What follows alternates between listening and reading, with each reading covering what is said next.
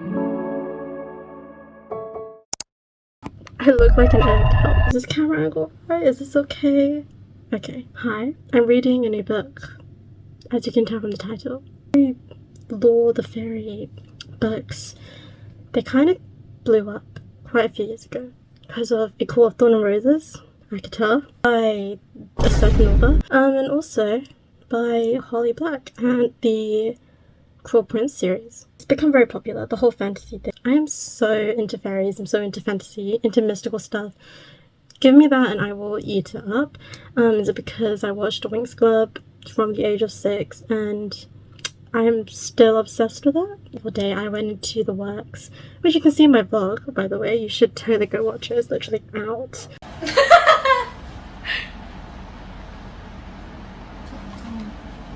Found a certain series. Certain series are so popular in book talk, in the YA genre. Yeah, it's the Cruel Prince. The Cruel Prince series, the Folk of Air series. I have no idea what this is about, but all I know is that it's popular. It's literally loved by lots of people. I know that for sure. And you know what? What's prompted me to read it is I was on YouTube and a certain booktuber, Carrie Can Read, she was saying how these two books were spectacular. But I wanted to read those books, and to read those books I need to read this book. The thing is, the fateful thing is, I DNF'd this book. I DNF'd it 2 years ago. I remember why. I DNF'd it 2 years ago. It was year 11. I was done with GCSEs. I was so excited to get back into reading again, and then all of a sudden I opened this book, this one. I downloaded it. I was so excited. You know, it's about fairies. Hello. And I opened it and I read a few chapters in, and it was all about, you know, obviously you guys will know this. If not, I'm sorry. Just listen to my words, I guess. All I know is that this girl called Jude, I actually don't know her name. It's just that girl and her sisters. Her parents were killed. She's now associated with the fairy world. She wants to become a knight or something. The main character, dude, the dude who's the love interest, apparently, he does something so humiliating to the main character, the girl. I was just like, yeah, DNF. I actually was like, how can people like this dude? And I DNF'd right there, which I should have read the whole thing to see where this was going, but my 16-year-old self was like, I have better time. I have things to do. 2 years later, I've decided I'm gonna buy this. Another prompter, 𝙬𝙗𝙬𝓬 literally said, dangerous, a dark jewel of a book. It has to be good then. If she says it's good, then it has to be good.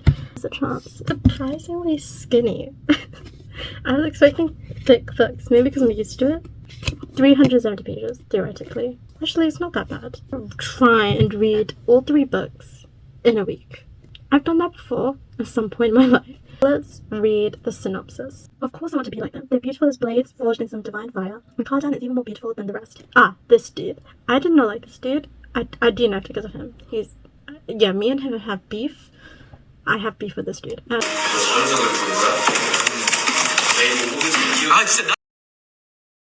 hate him so much that sometimes when I look at him, I can hardly breathe. I think she needs a hospital. One terrible morning, Jude and her sister see their parents murdered in front of them. The fearsome assassin abducts all 3 girls and brings them to the world of the fairy. Mocked and tormented for being nearly mortal, Jude, that's her name, Jude soon realizes that to survive in the treacherous, dangerous world of the royal court, she needs to be as cunning and deceitful as the Fae themselves. But the stairway to power is fraught with the shadows of betrayal, and looming over all is the arrogant and charismatic Prince Cardan. I DNF'd it because of one character. I was a very picky reader. I still am, to be fair. I'm gonna read it. I'm gonna pause in between when I get to like a halfway thing or whatever. I'm going to say what happens, and then yeah, I will rate the book at the end. So good. Update. I have read up to page 102. So the story starts off with Jude. Her parents died. Yeah, the Mad Dog dude. Yeah, he murdered them, for real. He murdered them, took them in, and Vivian, her older sister, is the proper like descendant of the murderer. Jude and I forgot her name already. Taryn. Jude and Taryn, they're twins. And then you'll probably know this, probably not, I don't really know. Settled into the fairy world, but Vivian hasn't. She's like disobedient and everything. And yeah, and also there's like a map. I love books with like visual detailing. Like, look at that, beautiful. So they're going to court, the whole whatever court, and we are introduced to that there are about 6 sons or something like that. More than 6 sons of 𝙘𝙚𝙚, or whatever that dude is, and basically one of them is the Prince Cardan. Yeah, we get introduced to him, his obnoxious friends, and literally in chapter 3 we witness him ripping off someone's wings. Like, what? 𝙬𝙗𝙗 and 𝙬𝙗𝙗 are literally mortals, so they're literally bullied in this world, but you know, they're trying to like act the part, you know, because they have nothing else. They have nothing else back home. Even in chapter 4, he's like a little alpha Wattpad. I can't find a way to describe him, but an angry Wattpad boy, because he's literally cooking dirt into her food. Like, huh? 𝙬𝙗𝙗 is preparing for a summer tournament because she wants to be a knight. But the thing is, you know, she's a mortal, so she's looked down upon, and obviously her swordsmanship isn't even that bad. And Doc is like, no, you won't represent me, but you can go for fun. Because she wants to go into the summer tournament, Cardan and his friends are like, yeah, we're not doing that, actually. And he tries to drown 𝙬𝙗𝙗 and his sister. I'm telling you guys, how is this dude the main interest? It's enemies to lovers, but this is a very brutal enemy, because he's literally trying to drown them. He's like, if you stop going to the tournament, maybe I'll save her. And I'm just like, you can still go to the mortal thingy. They meet Vivian's girlfriend, and then, you know, she's like, I want to live here, I want to stay in here. Get an insight of their relationship with each other as sisters. She goes to the tournament, I think it's like chapter 9ish. She goes to the tournament, and Cardan is like, I'm gonna pull your hair, I might just like strangle you, you know. Kind of like shuts him up. She's just like, no, I'm gonna eat you up, you know, I'm gonna beat you, I'm gonna best you. And 𝙬𝙗𝙗, she's kind of dodgy, because she's just like, bro, just apologize, don't mess with them. I don't know what's up deal, you know. Page 75, Locke, one of Cardan's friends. He's actually kind of nice, but then he's not nice enough to not be friends with his cruel ass friends. Like, I feel a love triangle, and I don't know how to feel about that. I think the prince that's in line for the throne, he literally comes to her and he's like, yeah, I can make you a spy. And then she's just like, what? But the thing is, he can control her, but no one else can. Like with the enchantment stuff, enchanted by fruits, like, you know, not magic stuff. It's the stuff that you can physically eat, I guess. Like, she agreed without no consequence. She was just like, yeah, I'm gonna do it. I feel like this is not gonna go well, because after all, Dane is Cardan's brother, and he may say he's like not like Cardan and blah blah blah, but you know what? I don't trust this Dane dude, alright? And then chapter 11, I wrote in my notes, this is what made me DNF the bit where he, like, his friends make her eat the fruit, and she's literally just acting stupid. And it's not even just like normal stupid, it's like humiliating kind of thing. I would respectfully curl up into a hole and die if that happened to me. Yeah, 𝙬𝙗𝙗 is stronger than me, because no way, I would never go back to school.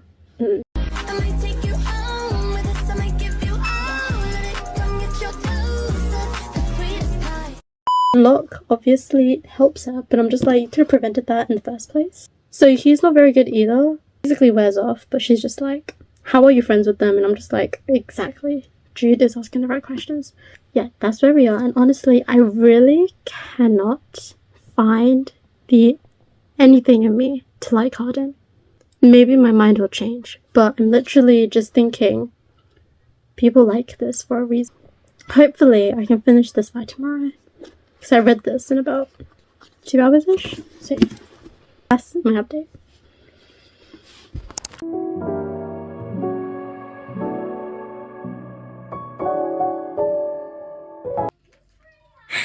I'm the bomb.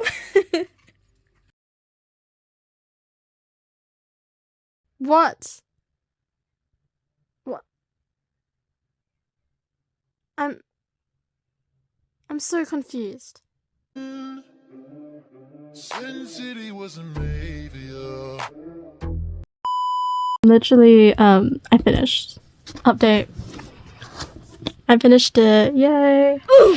Don't ask why I'm literally just covering up my face right now. I look like a homeless person, but it's fine. The important thing is we finished the book. Alright, let me just continue from where I left off.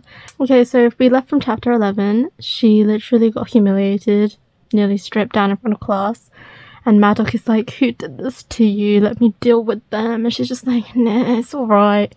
Because, you know, he might kill them. You know, because that's who Maddox is. You know how she made a deal with Dane? She has her first assignment. She's gonna go to the freaking palace? She goes to the castle. She's dressed up as a maid. And she goes into Cardan's room.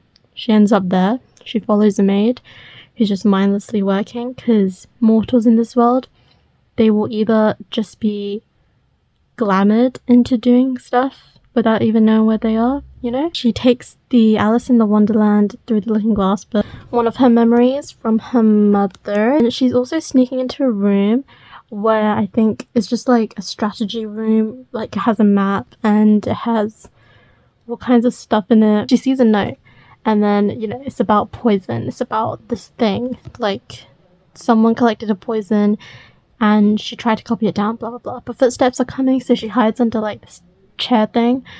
And then she sees Belkin, Cardan's brother, older brother, and Cardan, they're both together in the room. And I'm guessing Belkin's just, like, lecturing him. And then we kind of see the discovery that Cardan gets beat. He actually gets beat by his brother. Like, it's crazy. Honestly, I still don't know the reason why, but he gets beat, right? Sorry for the crusty ass quality. Hold on. Is that better? I actually don't know. And Jude is just like, oh, that's awkward. I'm like in this room with them. Moving on, she gets out. Blah, blah, blah. Kind of indifferent to it. I'm guessing he's used to it. Kind of sad. And it's just like the story goes on and then it has this thing with Locke. And apparently they like each other at some point. And then, you know, she kisses him for some reason. I was very confused. Like, my initial reaction was just like, wait, when did they like each other enough to be, like, kissing? Enough to be, like, friends, even. And also, Taryn got a friggin' invitation. She got, like, courted. She's getting courted, by the way. And we don't know who, because she's just like, I can't tell you, you know, I can't. Oh yeah, by the way. Page 140, what's up with Cardan? Why is he like writing her name like repeatedly? You're kind of a freak for that, I'm not gonna lie. Yeah, we've moved past that. So the coronation is getting ready. She's getting ready. Her sisters are getting ready. Even Vivian, she's getting ready, my queen. And then she kind of eats poison because she knows she's gonna be a spy and that she needs to like kind of like bear it, I guess. It kind of comes useful later. And she obviously throws up because she can't take poison. She's literally immortal and she's taken fairy poison. Locke and Jude get, you know, they're on friends basis, but they keep kissing. I'll be so real, they keep kissing all the time. Valerian, Cardan's friend, by the way, Cardan's friend, the dude I have beef with, he makes more beef because he's friends with such a dude and he basically he's like, go jump off a tower, and she's just like, no. And then he like tries to strangle her and she stabs him because self-defense. Hello, it's kind of a crazy self-defense, but you know what, self-defense is self-defense. There's a party at Locke's house, blah blah blah.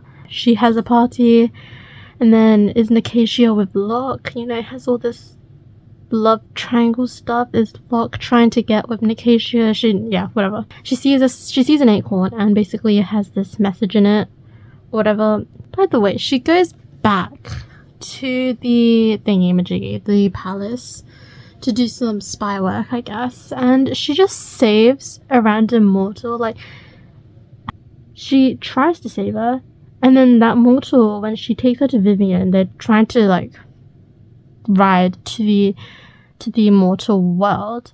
She jumps off and she like falls to her death. Like she was just like, no, I'm not living with this trauma, and she kind of like KMS'd herself. I'm gonna say that now. It was just the thing about this bit, I was just like, why though? It was such a random scene to be including because Vivian was just like, oh, is this because you want this is because like of mum? Like, did you do this because of her? I'm just like, why would that be because of her mum? You don't know anything about her mother and we don't know anything about this girl, how can you be resembling? Like, the only resemblance they have is that they're mortal, and that's literally their only resemblance. Sophie, the mortal girl that she saved, who KMS'd herself, she literally only appeared once later, and that was at the party that just went to absolute garbage. It was just a random scene. There was just like lots of scenes I was just like, what's the point? You know, I don't understand. We go on to Dane. He visits Maddox's estate. She's in the room and he's just like, come here, you stabbed Valerian, so now stab your hand. And I'm just like, whoa, like, what do you mean you stab your hand? And he's just like, you don't just stab him when I didn't ask you to. And she's just like, so you expected me to actually jump off a tower, be strangled, have no self-defense? And then she actually does stab her hand without his glamour. She had to physically close the book. I was just like, I don't like Dane. I don't like any of these people. I like Vivian. And then we find out that Oriana, she used to be a high consort of the High King, and then she was just basically a pawn, and then she basically, I'm guessing she married Maddox for protection or whatever, and that's revealed. And then Valerian then tries to come into her room later, and he tries to kill her. Like, this is like a crime, guys. He's trying to sneak into the general's house and kill the daughter of the general. She killed him. I just remember being like, oh, this story is taking a twist. I did not expect Valerian to be killed by Jude in her own room. It was such a crazy moment. I was just like, whoa, this is so crazy. Anyway, I don't know if I like that or not, but you know what? I'm okay with it. That dude had it coming, low-key. Kept trying to kill Jude. Our MC, she's like the cameraman. She can never die. So, she's with the shadow of court people, the ghost and the roach, blah, blah, blah. She goes and kills someone with the ghost. And then they find out they've kind of been duped. I don't really know how, but Maddox gave her a sword. And then Locke is dodgy. He's a weirdo. They were at the coronation. He was just like, was this a test of love? And blah, blah, blah. His older brother killed Dane before he was coronated. And then everything just went to absolute shreds. And it turns out that Maddox betrayed Dane. And now he's making Balak the frigging king now. So that's great. But he couldn't because Cardan, and he killed all of his sisters and brothers basically died. Cardan's the only one left. Cardan disappeared, so he can't be crowned king, which is just great. So he runs away. Jude captures him. He gets kidnapped, they kind of discuss plans, and basically we find out that, I'm going to speed this up, we basically find out that Oak, you know, her supposed brother was not actually her supposed brother, but kind of is, because whatever. Syria, Locke's mother, she was pregnant with Oak, and she was a consort of the thingy of the High King. Or of Dane, sorry. She was like a dalliance, basically. And I think Dane tried to kill her. But then, because if the son is born, he won't be king. There was like a prophecy like that. I think Dane tried to poison her or something. Someone correct me, because I'm too tired for this. I think Oriana, she was just like, yeah, let me save you. And then she basically delivered to Oak. Premature, by the way, because there's nothing else she can do. Oak is basically a descendant of the throne. So that's crazy. We can basically name Oak the king. And that's what Jude was thinking. She's just like, okay, well, Maddox, he's probably trying to become the regent of thingy until Oak is old enough. But Jude is just like, yeah, I'm gonna put him as king, and then I'm gonna run away with him to the mortal world, and then we'll like give him a few years to adjust, and then we'll bring him back. That was her plan. That's what she told us. The thing comes, and Cardan has to be the one to crown, or you know, a royal has to crown a royal, otherwise it won't work. She makes a bunch of alliances with these other courts that will basically come with her, back her up. The coronation comes, she literally poisons Maddox, which is where the poisoning part comes in, because she poisoned herself, she got used to it. And I think that was kind of smart. That was really smart, actually. Hollywood kind of ate with that one. He's out for an hour, and then everything explodes. Like, his hand is like stuck in a table. Like, a crossbow went into his flesh and stuck him to the table. Crazy description. Because she told Cardan that you won't be involved with this, and you have to pledge to me. And then he says, yeah, for a year and 1 day, if not anymore though. And then basically she tricks him because instead of Cardan crowning Cardan crowning Oak practiced and was like, I now crown you High King to Cardan. And Cardan is just like, what? That's not what we planned. And then obviously Jude is just like, yeah, I kind of tricked you, lol. Wait, what? Oak has gone to the mortal world with Vivian. Taryn is with Locke. And Jude had to come back to the mortal world and basically meet with Cardan, who's just like, yeah, maybe I'll be good at this or not, but you have my pledge for 1 year and 1 day. Probably a year now. Cardan is not king. If I had to rate this book 3.5 stars, I'm sorry, out of 5. I mean, I was previously giving it 3 stars, like in the middle of the book. I was really not feeling it. First of all, it's not just the plot, but it's also the slow burn kind of thing. My first problem was with the plot. So in the first half, you literally don't know what's happening. Like, I'm not kidding right now. Totally all over the place. It was jumbled. Like, I didn't know why this spy work counted towards anything. I just don't know. It's like we were kept in the dark. Maybe for a reason, but it just felt empty to read. I was just reading it for the sake of reading it. I just had a problem with the first half of the book where the plot was going just so messed up. Like, there was some unnecessary scenes, and then it got better in the second half when I actually knew what was going on, like this link to this. It just felt very messy in the first half. And obviously this doesn't mean the book is bad. Maybe it was meant to happen for a reason, but for me it wasn't hitting as hard. And also the slow burn, I have a problem with that. In the first half of the book, we get a Cardan appearance, probably 5 times in the 20 chapters. All of those appearances, their interactions were just so little. I just didn't understand it. And then in the second half, when they finally get more interactions, he's like, oh, I'm not a killer. I never meant to kill you. I hurt people, but I didn't kill you. I'm not a murderer. Shut up, Cardan. No, this just gave me more beef. Shut up. Such a big laugh. Honestly. Let me read a line. He leans in and closes his eyes. Most of all, I hate you because I think of you often. It's disgusting and I can't stop. I wanted to frighten you, but I never wanted you dead. I never wanted anyone dead. Be so for real. You can't tell me you pushed 2 girls, not even 1, 2 girls into the river, 1 innocent, 1 didn't even deserve it anyway, and you say, I never meant to kill you, I just wanted to frighten you. Yeah, you knew there were Nixies in the stupid river that could literally munch their limbs off, and your little redemption thingy is apparently he waited and then he left, and then they kiss, and I'm just like, why are they kissing? I don't understand. And then she likes it. That's not my problem. Sure. Whatever. Lips touch. But then she has no second thoughts as to being like, was that the right thing to... Does this even spark anything for me? She likes it immediately. And I was just like, where's the build-up? Where's the second thoughts? It's nothing to be attracted to right now. Not right now. He's really fun. I'm just like, you've spent about 4 wholesome interactions with each other, and I don't understand the slow burn. It wasn't for me.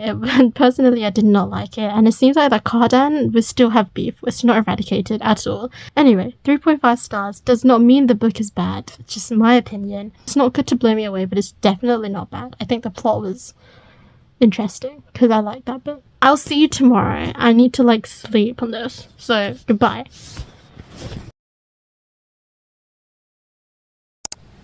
Hello.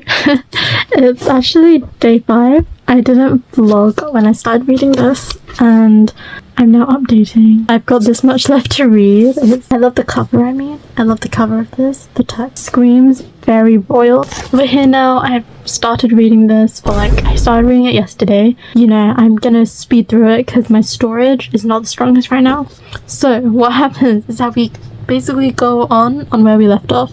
Cardan is now High King. Jude tricked him. That's so funny. I will never get over that scene. It's been 5 months and I didn't know what this word was. It was he's 𝙩𝙝𝙚𝙚𝙙𝓬. Guys, tell me what this word is. Okay, it's like split off the page, but if you can't see it, I'm sorry. There's this hunter moon thing coming up. Taryn is getting married to Locke. That's still going on despite everyone nearly dying. So she goes to see Belkin at one point because he wants to send a message to Cardan, but Jude, she's girl bossing. She's like, no, you gotta tell me. But then he doesn't. And then there's this woman who was like, oh, I knew Eva, and Eva's her mother's name. That's strange. I'm not gonna talk to you yet.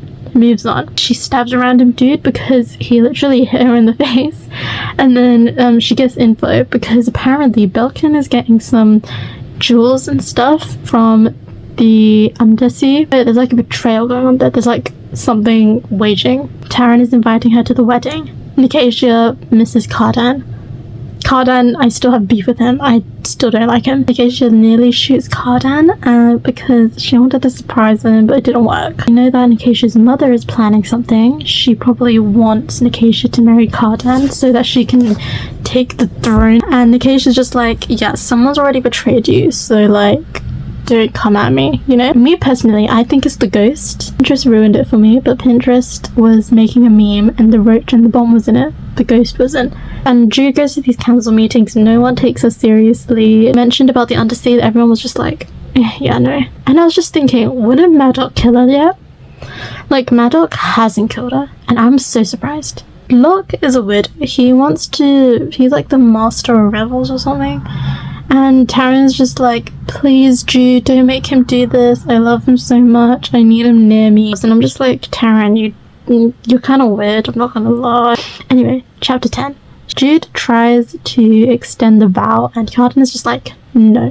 The harvest moon or whatever. The hunter moon comes, and then they literally humiliate Jude again with this whole, oh, a mortal has to get drunk and blah blah blah. We go past that because Locke's a weirdo. We already established that. And basically, as Jude is like leaving this humiliating game, she finds that the undersea, there's some messengers, and they go to Cardan and they basically threaten him, be like, we can either form an alliance through marriage, like Cardan and Nicasia, or we will destroy you. Lol. Like basically like that. Cardan is not happy with that because it's marriage, and they had a full stance.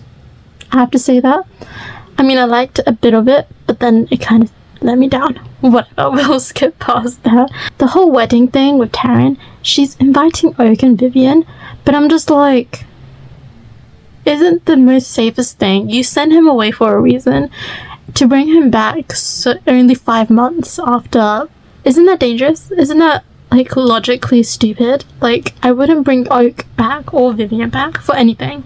Like, send me pictures, but me personally, if I'm in the mortal world, I'm not coming back until Oak is ready. And especially because in chapter 13, they literally say, oh, Oak can't come back. Some people are gonna try and kidnap him.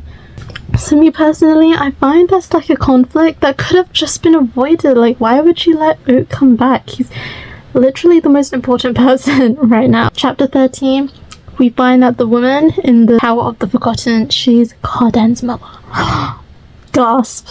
She's alive. Hi, King. Can't know of my release and everything. I'm not, Cardan, we still have beef. I'm sorry. I don't feel too much chemistry. There's like a little bit because of the forced stance. You know, I'm down bad for forced stances, like forced proximity. Yeah, I will eat that up. I'm gonna keep reading, but, so yeah, this is the update. Oh no. What is happening right now?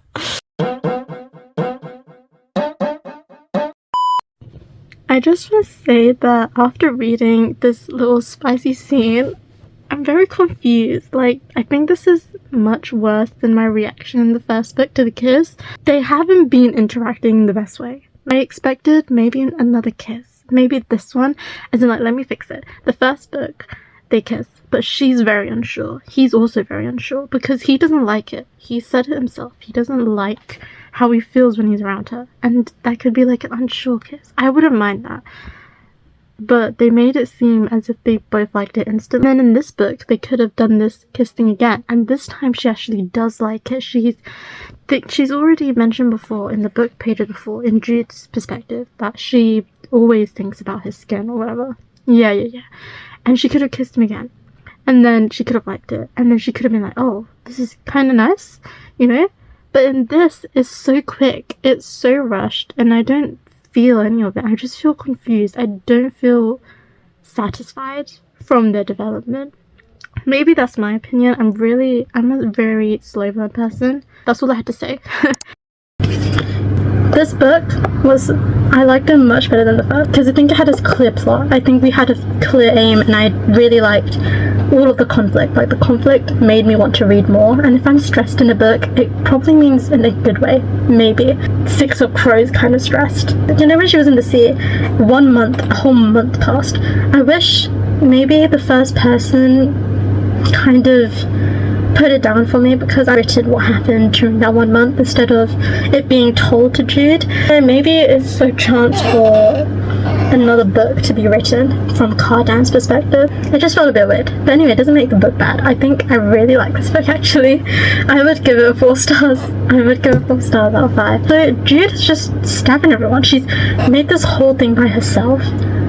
And we've got to give her a plug for that. She's literally trying to fix a fairy world, and she's the only one doing it. Still not into Cardan. We still have beef, okay? Especially after that ending. He just exiled her to the mortal world after marrying her. That's crazy. I did like the writing. I liked the dialogue for most of it. I really like the characters. I think the characters are really well built, and all of their dialogue just flows off naturally to them. And honestly, I have to applaud Holly Black for making these dialogues and everything. The third book is day 6, by the way. I think I'll start it tonight. The Queen of Nothing. Ooh, I'm actually excited for this book. You know? His voice is soft, and I make the mistake of looking into his black eyes at his wicked, curving mouth. But your beauty will fade, he continues just as softly, speaking like a lover. And all you have and all you are will be what? All you have and all you are will rot away to nothing. You will be nothing, you are nothing. Okay, if this is Cardan, I'm gonna punch him. As the exiled mortal queen of fairy, Jude is reeling from Cardan's betrayal and is determined to reclaim everything he took from her. Opportunity arrives in the form of her deceptive twin sister Taryn, whose life is in peril. Jude must return to the treacherous fairy court and confront her lingering feelings for Cardan. But Elfheim is not as she left it. War is brewing and she becomes ensnared in the conflict's bloody politics. When a terrible curse is unleashed, panic spreads throughout the land, forcing Jude to choose between her ambition and her humanity. I'm here for that. And I love this as well. I love the last 2. Look at this. Beautiful. Anyway, I will say bye now. Goodbye.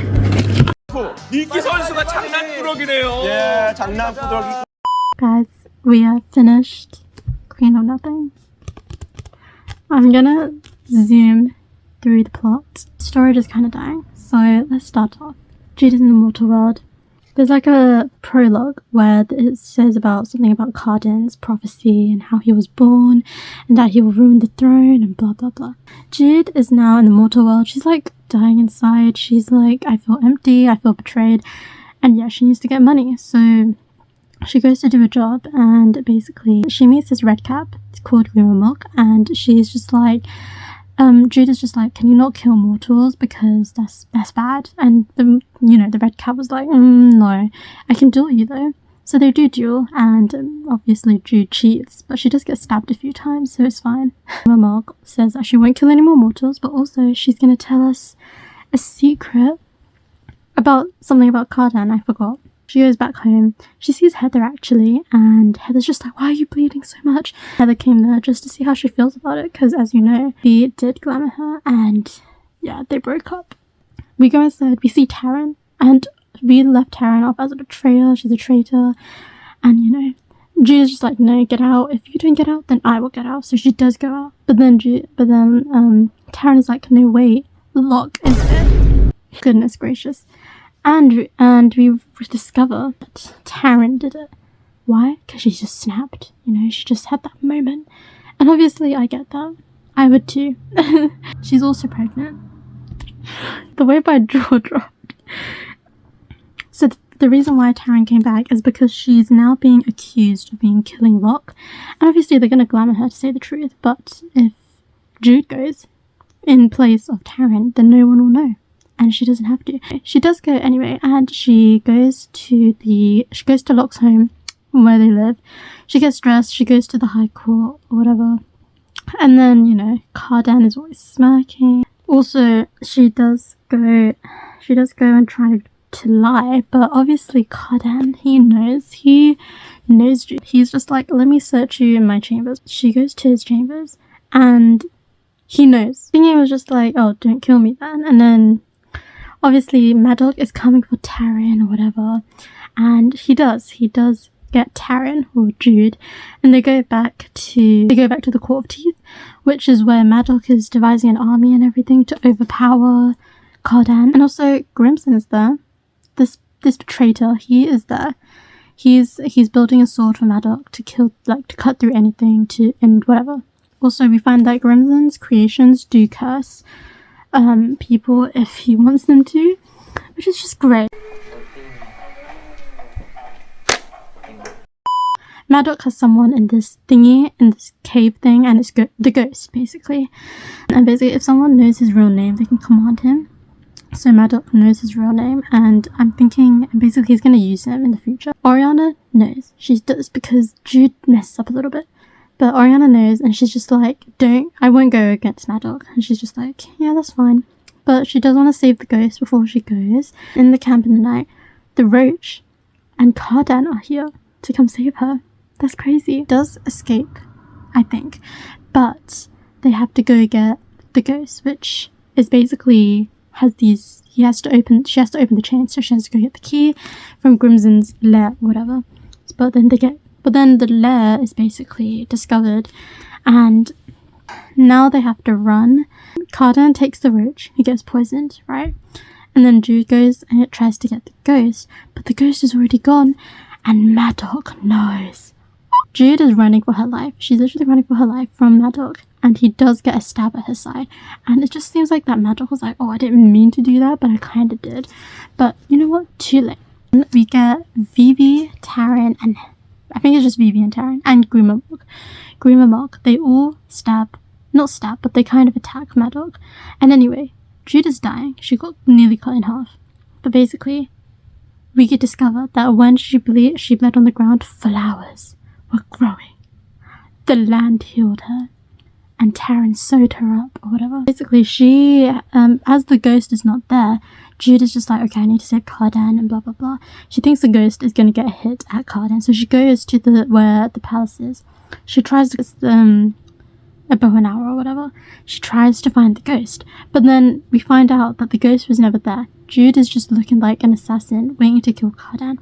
And the bomb, she comes in and she tries to shoot Jude because she thought that Jude was assassinating Cardan. But anyway, that is not the case. She falls down, and then she's like on the verge of passing out. The stitches are coming undone, and everyone was just like, she's in exile. We should execute her. But then Cardan's just like, guys, no, she's my wife. She's the queen, the high queen of 𝑙fheim. And she wakes up a few days later. She's kind of healed, and then Oak is there, Heather's there, 𝙬𝓚 and Vivi are there. And he kind of just says, oh yeah, I'm kind of scared of you, I'm not gonna lie. And that's kind of so funny. I love that. And anyway, we discovered that Cardan sent her letters, but she never got them because someone intercepted them, aka Lady Asher. Just talking about why he sent her there and just why in general, you know, he just explains the side of the story.